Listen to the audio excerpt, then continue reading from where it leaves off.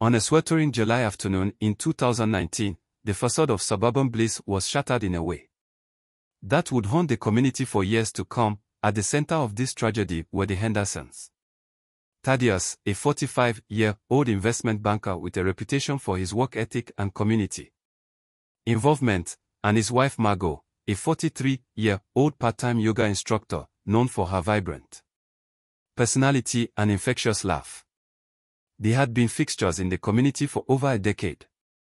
Their seemingly perfect marriage, the envy of many, next door lived the Coopers. Elaine, a widow, and her 19-year-old son Liam, a college sophomore, home for the summer.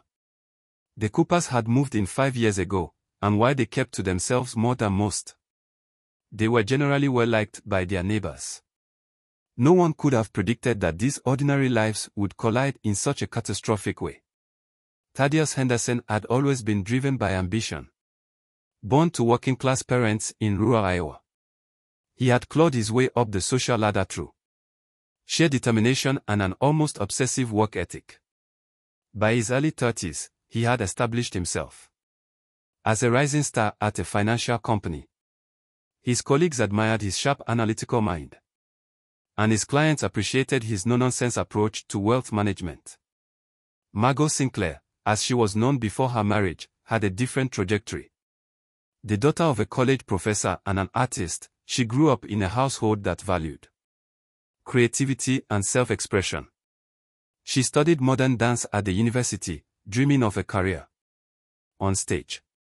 However, a knee injury in her senior year derailed those plans, leading her to pivot towards yoga and wellness coaching. Their paths crossed at a charity gala in 2003.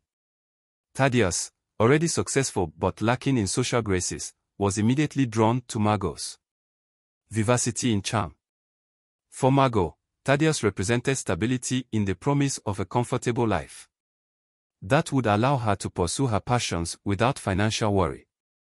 They married a year later, in a lavish ceremony that was the talk of their social circle. The early years of their marriage were happy ones. Thaddeus's career continued to flourish, and he took pride in providing Margot with the life he felt she deserved. Margot, for her part, threw herself into being the perfect corporate wife, hosting dinner parties and attending social events that were crucial for Thaddeus' networking. She also began teaching yoga part-time at an upscale studio, finding fulfillment and helping others achieve balance and inner peace. But as the years wore on, cracks began to appear in their carefully constructed life. Thaddeus's work hours grew longer, his ambition pushing him to chase ever bigger deals and clients. He was rarely home before 9 p.m., and even when he was physically present, his mind was often elsewhere, constantly checking his phone for emails or market updates. Margot, approaching her 40s, found herself increasingly restless. The yoga classes and charity committees that once filled her days now felt hollow. She began to question the choices that had led her to this point, wondering if she had traded her dreams for a gilded cage. The couple's failure to conceive, despite years of trying, added another layer of strain to their relationship. By the summer of 2019, the Hendersons' marriage was a carefully maintained facade. To the outside world, they still appeared to be the golden couple. Thaddeus continued to excel at work, recently closing a deal that put him in line for a partnership. Margot's yoga classes were more popular than ever, her students drawn to her warmth and apparent serenity. But behind closed doors they were virtual strangers. Conversations, when they happened, were perfunctory and centered around schedules and social obligations. Physical intimacy had become a rare occurrence, each touch laden with unspoken resentment and unfulfilled expectations. Neither Thaddeus nor Margot was willing to admit, even to themselves, how far they had drifted apart. It was easier to maintain the illusion, to go through the motions of a happy marriage, than to confront the emptiness that had grown between them. Little did they know that this unacknowledged chasm in their relationship was about to become the catalyst for a tragedy that would shatter not just their lives, but the entire community of Riverside. The Coopers had moved into the house next door to the Hendersons in 2014. Following the death of Elaine Cooper's husband, Dr. Reginald Cooper. A respected oncologist, Reginald had succumbed to the very disease he had spent his life fighting, leaving Elaine to raise their son Liam alone. Elaine, a soft-spoken librarian, had initially struggled to adjust to life in the new community. The move from their modest home in St. Paul had been necessary to escape the memories that haunted every corner of their old house. But the affluent suburb felt alien to her. She found solace in her books and in tending to the garden that soon became the envy of the neighborhood. Liam Cooper was 14 when they moved in. A lanky, introverted teenager more comfortable with computers than with people.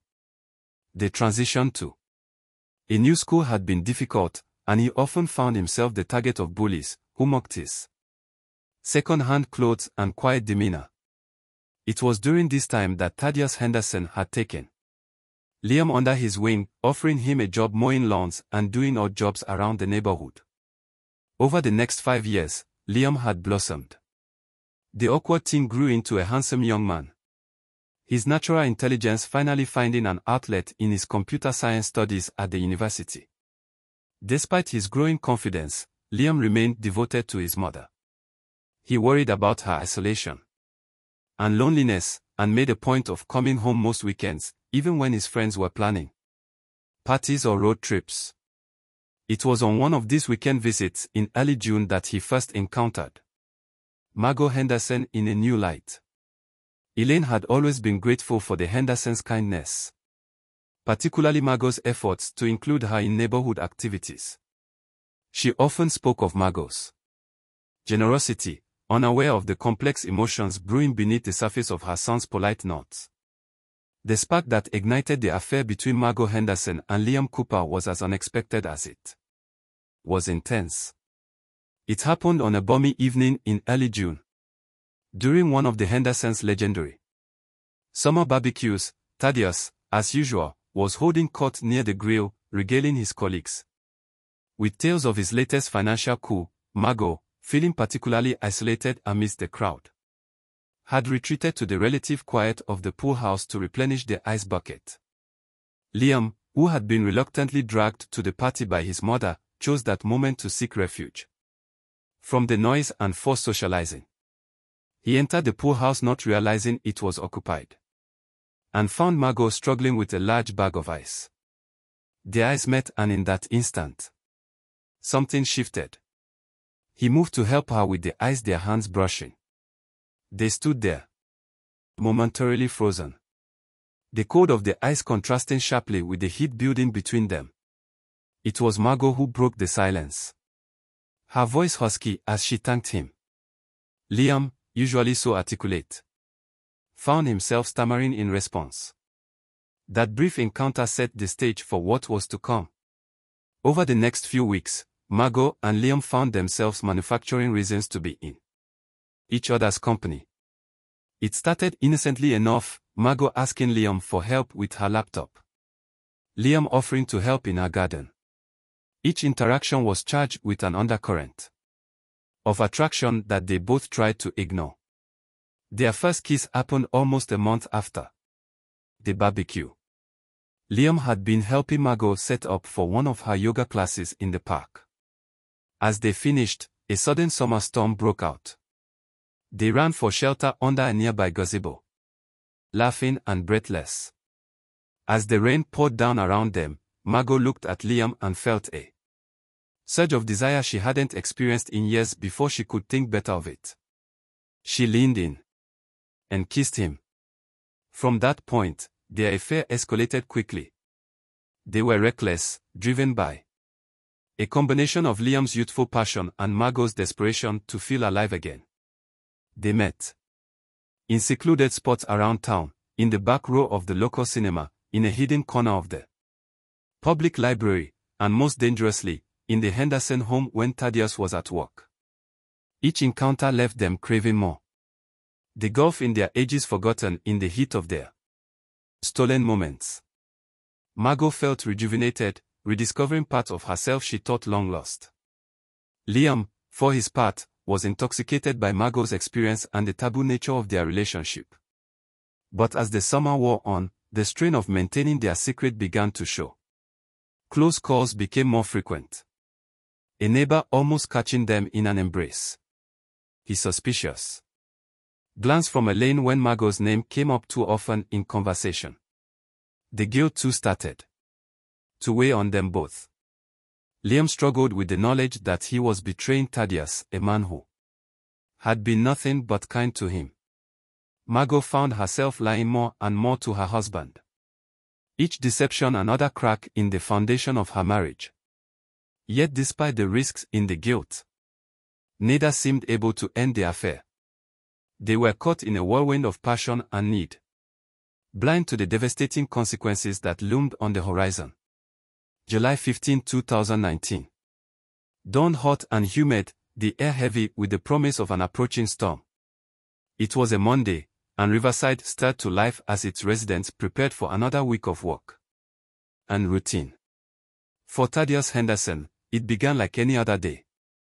He rose early, donned one of his impeccably tailored suits, and left for the office before Margot had even stirred from sleep. Margot woke later, her mind already racing with plans for the day ahead. Thaddeus had informed her the night before that he would be working late. A crucial client dinner that could seal his partnership deal. For Margot, this meant an opportunity. She sent a text to Liam, her heart racing as she suggested he come over in the afternoon. Liam, who had been agonizing over the affair for days, saw the message as a chance to end things face to face. He replied with a simple, "Okay," resolving to break it off before the situation spiraled further out of control. The day passed slowly for both of them. Margot went through the motions of her morning yoga class. Her usual serenity replaced by a nervous energy that her students couldn't help but notice. Liam, at his summer job, found it hard to focus on the lines of code on his screen. His mind constantly drifting to thoughts of Margot and the conversation to come. At 2:30 p.m., Liam made his way next door, glancing furtively around to ensure none of the neighbors were watching. Margot ushered him in quickly, her face flushed with a mixture of excitement and anxiety. It was Liam who broke the silence, starting to say that they needed to talk. But Margot, misreading his intention and driven by a desperate need to feel desired, cut him off with a passionate kiss. Despite his reservations, Liam found himself responding, his resolve weakening in the face of Margot's intensity. What happened next was a blur of discarded clothes, entangled limbs. As they made their way to the master bedroom, all thoughts of ending the affair were temporarily forgotten, as they lost themselves in each other. Meanwhile, across town, Thaddeus Henderson sat in his office frowning at his computer screen. The numbers for the client presentation weren't adding up, and he knew he'd have to redo a significant portion of his work. Frustration mounting, he made a snap decision. He would go home, regroup and return to the office later to finish up before the dinner. At 3:45 p.m. Thaddeus' car pulled into the driveway. He noticed Liam Cooper's beat-up Honda parked a little way down the street, but thought nothing of it. Probably helping Elaine with some errand, he mused as he unlocked the front door. The house was quiet as Thaddeus entered, but something felt off. A half-empty glass of wine sat on the coffee table, unusual for Margot at this hour. Then he heard it. A muffled sound coming from upstairs. Frowning, he climbed the stairs, the noise growing louder as he approached the master bedroom. What Thaddeus saw when he opened the door would be forever seared into his memory. His wife, the woman he had loved for 15 years, was in their bed with Liam Cooper, the 19-year-old guy he had mentored and trusted. Then, with a roar of rage and pain, Thaddeus lunged forward. His hands, so used to manipulating numbers and shaking on business deals, now called into fist as he grabbed Liam, yanking him off the bed. Margot screamed, scrambling to cover herself and separate the two men, but her efforts were in vain. Thaddeus' first punch caught Liam squarely in the jaw, sending the younger man stumbling backward.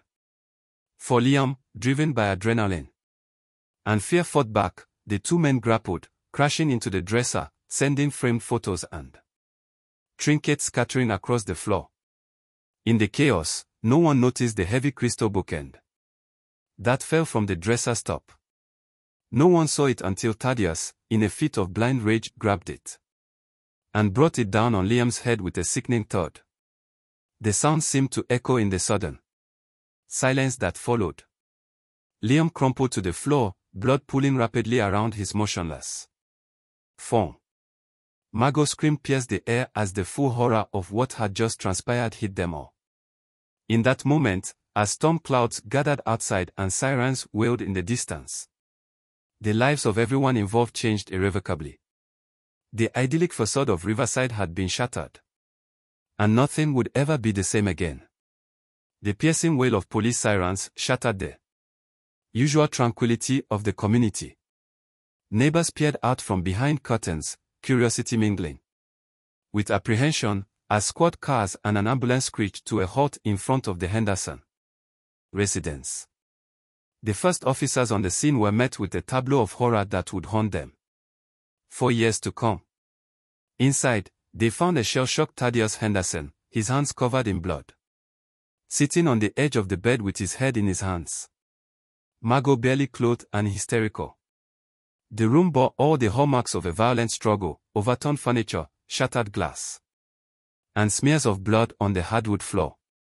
Detective Eva Rossi, a veteran of the police department's homicide unit, took charge of the scene. Her first priority was securing medical attention for Liam Cooper. As paramedics worked feverishly to stabilize him, Rossi began the delicate process of piecing together the events that had led to this tragedy. Thaddeus, still in a state of shock, was taken into custody without resistance. Margot was separately questioned. Their stories, fragmented and emotional, painted a picture of a long-simmering marital discord that had exploded into violence.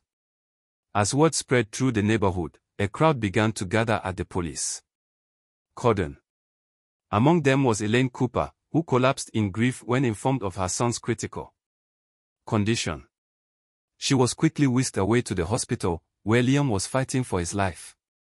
In the intensive care unit, the investigation moved quickly. Forensics teams combed through the Henderson home, collecting evidence and taking photographs. The crystal bookend, now a potential murder weapon, was carefully bagged and tagged. Neighbors were interviewed. Their statements, adding context to the relationships between the Hendersons and the Coopers. One neighbor recalled hearing raised voices from the Henderson house earlier that afternoon, but had dismissed as a television playing too loudly. Another mentioned seeing Liam enter the Henderson home around 2:30 p.m., noting it because he thought it had given Thaddeus' usual work schedule. As night fell, the gravity of the situation became clear. Liam Cooper was pronounced dead at 9:47 p.m. Never having regained consciousness, the charge against Thaddeus Henderson was elevated from assault to second-degree murder. In the days that followed, more details emerged. Margot, racked with guilt and facing intense scrutiny, admitted to the affair with Liam. Her statement, given through tears at the police station, provided a timeline of their relationship and the events leading up to that fateful afternoon. Thaddeus, advised by his hastily retained attorney, remained silent, but his colleagues at the company painted a picture of a man under immense pressure, working long hours in pursuit of a partnership that had seemed within reach. None, however, had suspected the depth of his marital problems or the capacity for violence that had been unleashed. The case against Thaddeus Henderson was building. But Rossi knew that in the court of public opinion, there would be no clear villains or heroes in this story. Only victims, each in their own way, of the secrets and lies that had finally come to light in the most devastating manner possible, but no one has ever expected the plot twist that's about to come. And twist that will shock everyone, including the Hendersons. The Henderson tryout began on a crisp autumn morning, 6 months after the events that had shaken Riverside to its core. The county courthouse, a stately building of red brick and white columns, was surrounded by reporters and curious onlookers. Inside, the tension was palpable as the judge called the court to order. Prosecuting attorney Veronica Talbot, known for her sharp mind and even sharper tongue, laid out the state's case in her opening statement. She painted a vivid picture of Thaddeus Henderson as a man consumed by rage and jealousy, who had brutally murdered a young man in the prime of his life. Talbot's words were measured but impactful, her gaze sweeping across the jury, as she promised to prove Henderson's guilt beyond any reasonable doubt. Defense attorney countered with a narrative of his own. He portrayed Thaddeus as a devoted husband and pillar of the community, pushed to the brink by a betrayal of the deepest kind. Stalin suggested that the death was a tragic accident, the result of a confrontation that had spiraled out of control. As the trial progressed, a parade of witnesses took the stand.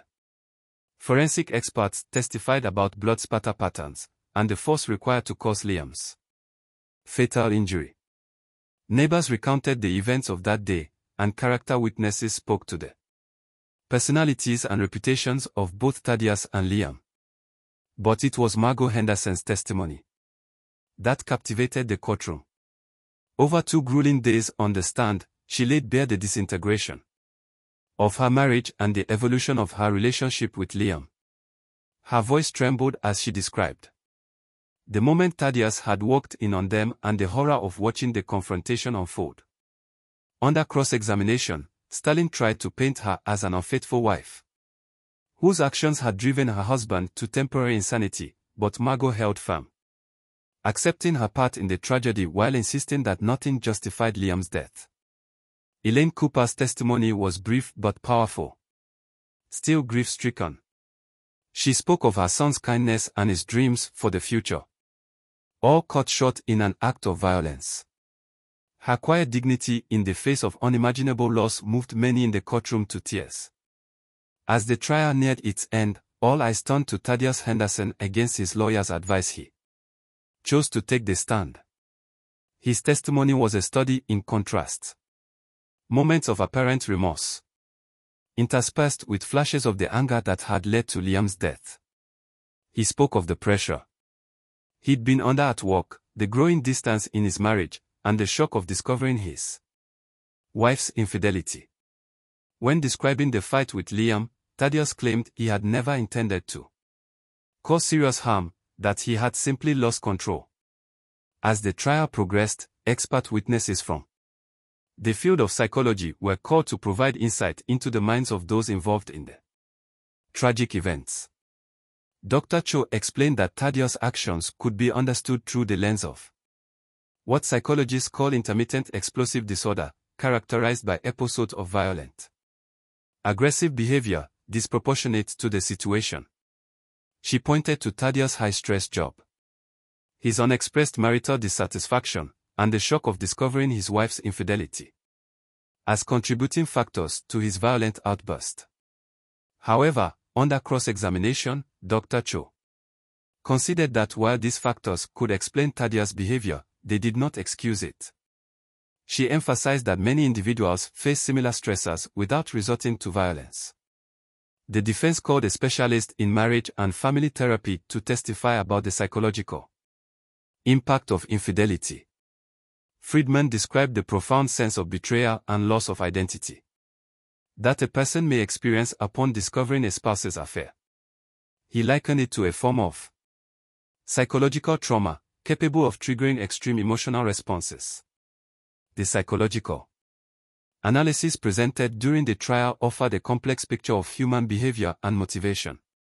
They highlighted how a combination of personal history, societal expectations, and immediate circumstances can collide to create a perfect storm of tragedy. After 7 grueling weeks of testimony, evidence presentation and legal arguments, The fate of Thaddeus Henderson rested in the hands of the jury.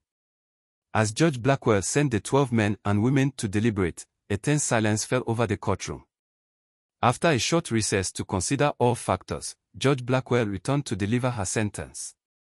Citing the violent nature of the crime balanced against Thaddeus' lack of prior criminal history and the unique circumstances of the case, she sentenced him to 18 years in state prison, with the possibility of parole after 12 years. As Thaddeus was led away in handcuffs, the full weight of the tragedy seemed to descend upon the courtroom. There were no victors here. Only lives irrevocably altered by a moment of passion and a split second of violence. Outside, as news of the verdict spread, the crowd's reactions were mixed. Some felt justice had been served, while others argued the sentence was too harsh or too lenient. But all agreed on one thing: the events that had unfolded in Riverside would leave an indelible mark on the community for years to come.